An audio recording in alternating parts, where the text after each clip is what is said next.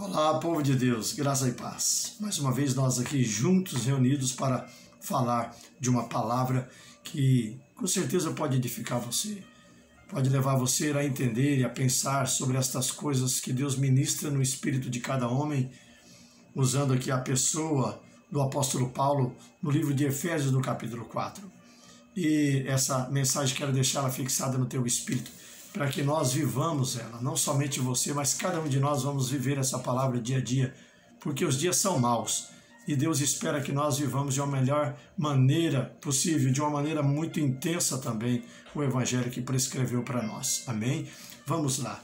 O capítulo 4 do livro de Efésios, no versículo 1 apenas, diz assim: Portanto, eu, prisioneiro no Senhor, suplico-vos que andeis de modo digno para com o chamado que recebeste.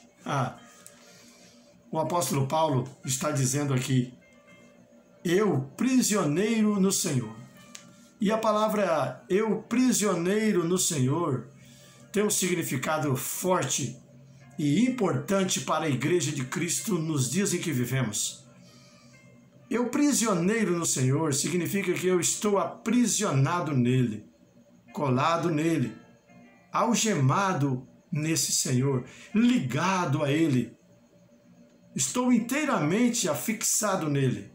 O apóstolo deixou claro, eu, prisioneiro no Senhor, eu estou ligado nele, e eu estou afixado nele, eu estou amarrado nele, algemado nele.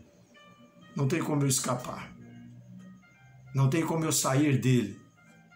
Essa deve ser a nossa expressão nesse tempo.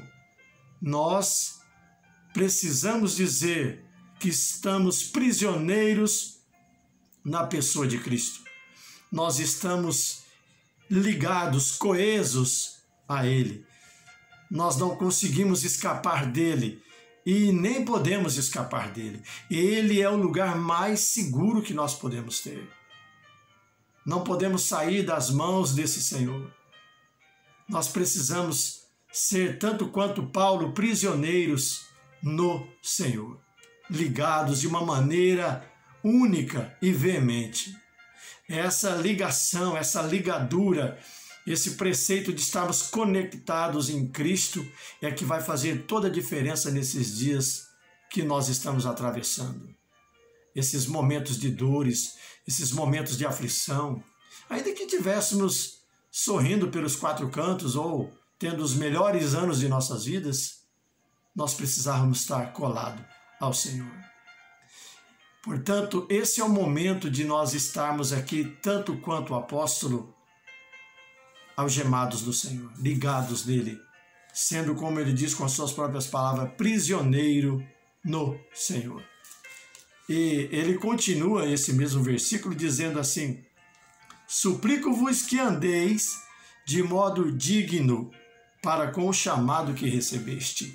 E a palavra suplico-vos que andeis de maneira digna, ou seja, a palavra súplica é mais que um pedido. É mais que um pedido. É como se ele dissesse assim, encarecidamente, eu rogo, eu faço um apelo, a palavra correta seria eu faço um apelo. Para quê? Para que viveis, para que andeis de maneira digna. Essa maneira digna, eu acredito que é por isso que ele disse essa palavra, eu suplico. Ele tinha tanto desejo que os homens conhecessem a Deus, ele tinha tanto desejo de levar Deus aos homens, que ele diz, ora, eu apelo aqui, eu apelo para que vocês, para que aqueles que servem a Deus, vocês aqui de Éfeso e nós aqui de todos os devidos lugares que nós estamos ligados nessa palavra, que nós vivemos de maneira digna, que andemos de maneira digna. Ora, o que é viver de maneira digna para com o chamado? É de maneira digna para o chamado que recebeste.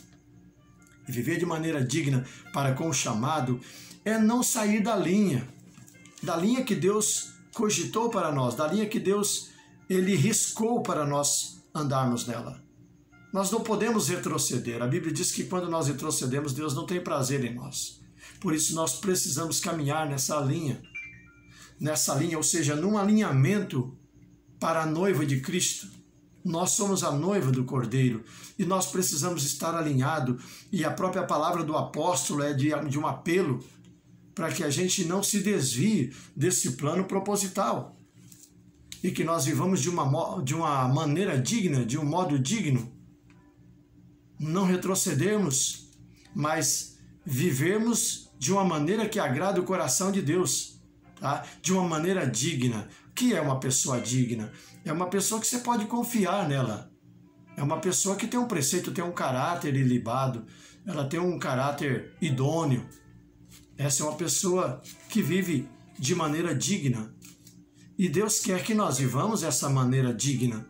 O apóstolo faz menção de que nós também vivamos essa maneira digna. É proveitoso pensar assim, que aquele que ama, ele faz menção de que as pessoas que querem viver uma vida que agrada a Deus, viva da melhor maneira possível. É importante pensar que o pai que corrige o filho, ele corrige o filho porque ama. E o apóstolo Paulo aqui, como era pai de muita gente, como fundou igrejas e visitava essas igrejas de quando em quando, ele estava com o coração na mão, né, quando disse isso: olha, eu suplico que façam da vida de vocês o melhor possível, não se esquive do propósito que Deus colocou em vossas mãos, mas façam isso de maneira digna. É como se ele dissesse: ó, por favor, né, tenham compromisso, tenham responsabilidade, não saiam da raia, vivam com intensidade o chamado que Deus colocou em vossas mãos. É isso, queridos. Esse é o desejo do apóstolo, esse é o desejo de Deus. Eu acredito que esse é o desejo de cada homem de Deus, é o desejo de cada pessoa que tem levantado os seus lábios para produzir palavras de conserto e de alinhamento para a noiva do Cordeiro. Nós estamos vivendo dias de aflição e de agonia, mas há uma importância que nós precisamos nos atentarmos para ela. O quê? Nós precisamos entender esse tempo, porque senão ele passa e nós não aprendemos nada. Esse é um tempo de aprendizado. Deus quer que nós aprendamos nesse tempo. Por isso, deixe o seu coração aberto a aprender. O versículo 2, eu disse que não entraria nele, né? Eu quero só fazer menção, ele diz assim: para entender, precisamos repetir o versículo 1, a parte dele. Portanto, eu, prisioneiro no Senhor, suplico-vos que andeis de modo digno para com o chamado que recebeste, com toda a humildade e mansidão. Deus quer que nós sejamos humildes e tenhamos mansidão, e essa humildade aqui é para que, quando Deus nos corrige, a gente entende dizer: foi bom ter sido corrigido. Como certa feita Davi disse: foi bom me ter sido corrigido, porque passei a olhar para os teus mandamentos, os teus preceitos. Precisamos carregar a humildade nesse tempo para entendermos o que Deus quer ministrar dentro de nós. Amém? Fique com essas palavras. Deus te abençoe poderosamente, enriqueça você, enobreça a sua alma, enobreça teu espírito e a maneira de servir e obedecer a Deus. Forte abraço para você, que Deus continue te abençoando de uma maneira poderosa, maravilhosa, extraordinária, em nome de Jesus. Amém.